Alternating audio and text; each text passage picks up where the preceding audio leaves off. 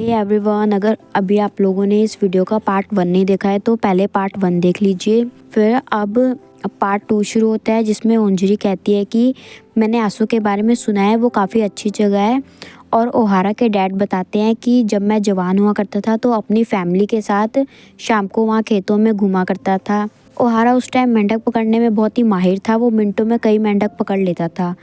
अंजलि सोचती है कि अच्छा, ओहारा शरारत भी करता था, कभी सोचा नहीं था। तभी ओहारा के डैड बोलते हैं कि ओहारा, टोक्यो आने से पहले मैंने सुना था कि तुम शादी कर रहे हो, और हाँ, तुम्हारे मंगेतर का नाम भी सुना था, वो याद नहीं आ रहा वो अभी।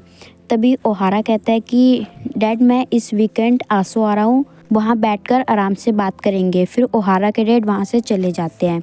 अंजलि पूछती है, तुम सच में आसो जाओगे?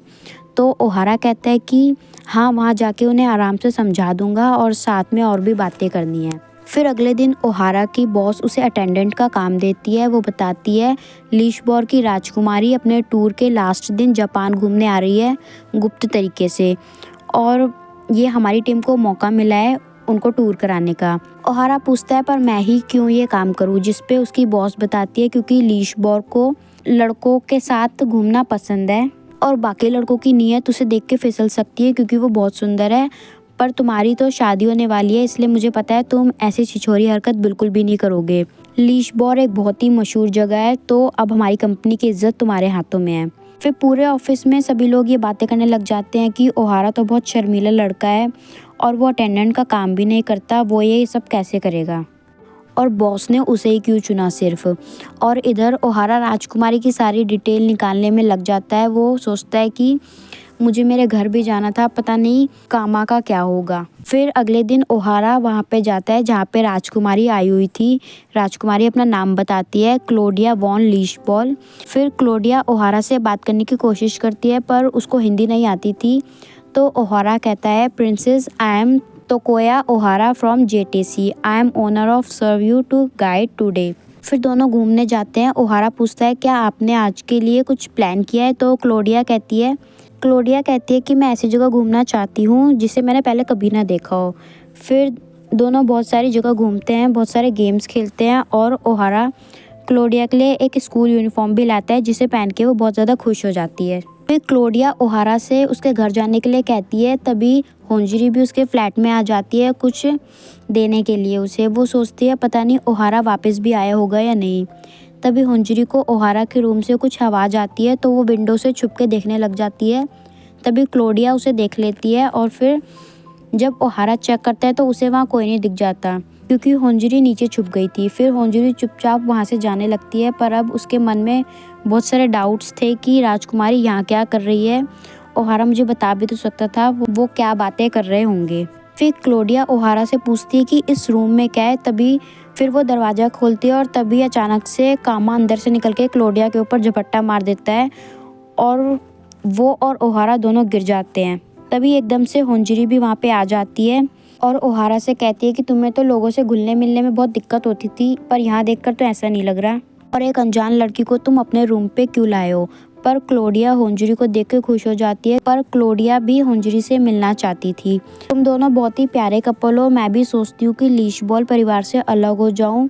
फिर वो बताती है कि मैं किसी से प्यार करती हूँ और वो एक लड़की है। फिर वो उसकी फ़ोटो दिखाती है जिसका मतलब ये था कि वो एक लड़की से प्यार करती थी, पर समाज और देश के लिए उसने एक लड़के से शादी कर ली और अब वो बिल्कुल भी खुश नहीं थी, और इसलिए वो ज़्यादातर टाइम लड़कों के साथ घूमती थी ताकि मैरी को बुरा ना लगे।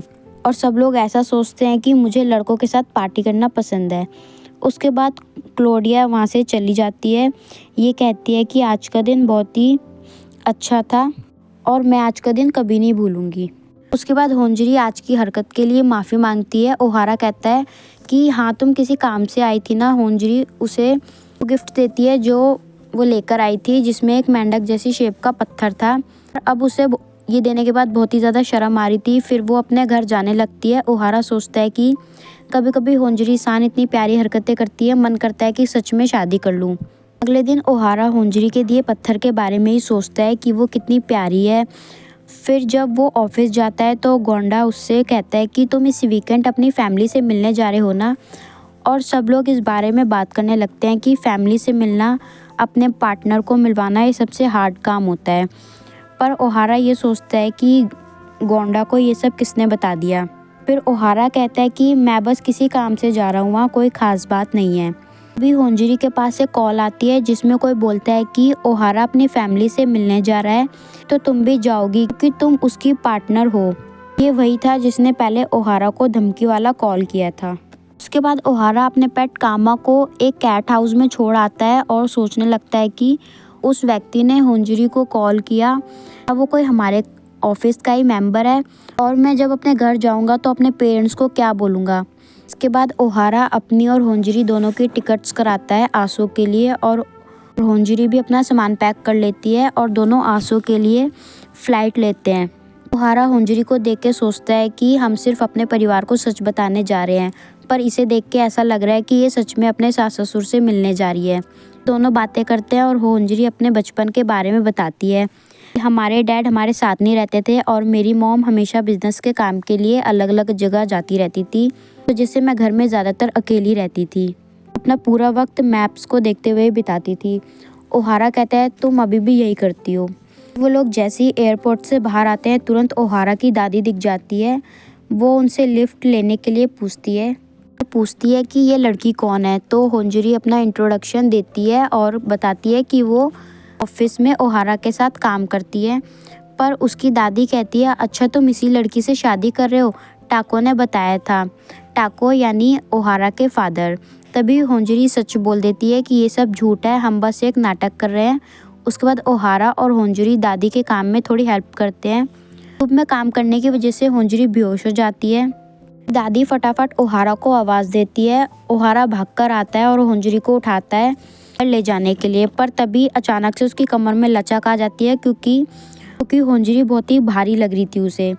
जैसे ही वो दरवाज़ा खोलता है तभी ओहारा के डैड सामने आ जाते हैं और ओहारा के होश उड़ जाते हैं, पर दोनों होंजरी को उठाकर अंदर ले जाते हैं। ओहारा के डैड ओहारा को सुनाने लगते हैं कि तुम कोई काम ढंग से नहीं करते। तभी ओहारा सब कुछ सच बता देता है कि हम शादी नहीं कर रहे।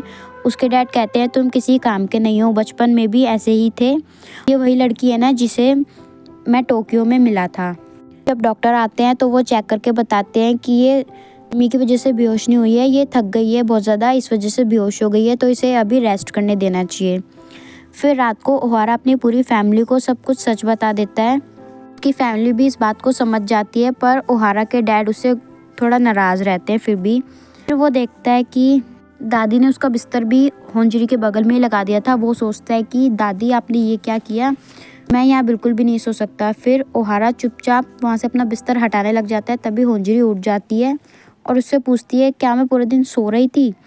तो ओहारा बताता है कि हाँ तुम बेहोश हो गई थी। होंजरी पूछती है कि क्या हम थोड़ी देर के लिए बाहर जा सकते हैं। फिर जब वो दोनों बाहर जाते हैं तो वहाँ पे बहुत सारे मेंढकों की आवाज़ आ रही होती है। तभी एक मेंढक उछल के होंजरी के सर पे आके बैठ जाता है और होंजरी बहुत ज़्यादा डर जाती है। घबराहट में उसका पैर एक पत्थर में पड़ता है और वो फिसल के गिरने लगती है, पर तभी ओहारा उसे पकड़ लेता है और उस मेंढक को भी हटा देता है। फिर दोनों काफ़ी बातें करते हैं। अगले दिन ओहारा होंजरी से पूछता है तुम्हारी तबीयत ठीक है, तो होंजरी शर्मा जाती है। होंजरी ओहारा की फैमिली से जाके माफ़ी मांगती है अपने झूठ के लिए। इसके बाद दोनों कैनो म्यूज़ियम घूमने जाते हैं क्योंकि उनकी फ़्लाइट रात की थी। ये सब देखकर होंजरी बहुत खुश होती है। फिर दोनों म्यूज़ियम में शोर मचा रहे बच्चों को चुप कराने लगते हैं और होंजरी उन्हें कहानी सुनाती है और सारे बच्चे बहुत हंसने लग जाते हैं। जब शाम को वो लोग वापस आने लगते हैं तो होंजरी बार बार ओहारा के बालों को देखती रहती है। वो सोचती है कि इसके बाल कितने घने और स्मूथ हैं, मेरा मन कर रहा है कि मैं इनमें हाथ घुमा दूँ। जब वो घर वापस आते हैं ओहारा कार से नीचे उतरता है तो वो देखता है कि सामने एक लड़की खड़ी थी जिसका नाम नाओ है और वो ओहारा के बचपन की दोस्त और उनकी पड़ोसन है। वो दोनों बच्चों की तरह लड़ने लग जाते हैं।